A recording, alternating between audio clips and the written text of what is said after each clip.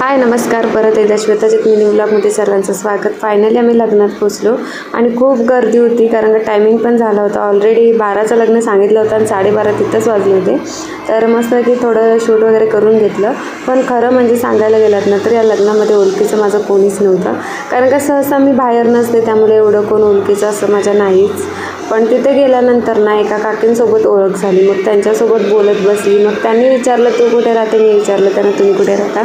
तर त्याच्यानंतर आमची चर्चा चालू होती दोघींची पण, आणि मंगलाष्टक चालू झाले मस्तपैकी.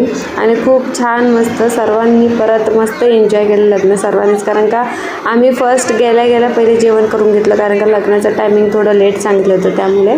आणि जेवण तर खूप छानच होतं.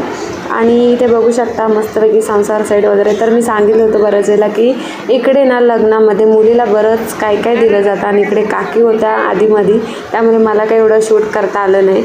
पण इकडे बघू शकता भांडी किती छान मस्त, म्हणजे सर्वच जेवढं काही मुलीला संसारासाठी लागते ना तेवढ्या गोष्टी त्या घेतात, म्हणजे तिच्या आईवडील वगैरे. तर बघू शकता इथे मस्त. आणि नक्की जे ईश्वरपूरमध्ये राहतात त्यांनी सांगा हा कुठला म्हणजे हॉल आहे ते लग्न हॉल. तर खूप छान आहे आणि मस्त वाटलं मला पण, थोडं एन्जॉय केलं थोडंफार, कारण का सासरे होते त्यांना तर टाईम नव्हतं. तर इकडे हे नवरा नवरी आहेत आणि शूटसाठी भारी आहे बरं का, इथे लोकेशन लय भारी आहे. तर मला तर खूप आवडलं. आणि अण्णा सांगत होती सारखं इथला शूट घे तिथला शूट घे, का तर मला व्हिडिओज करायचे होते त्यामुळे.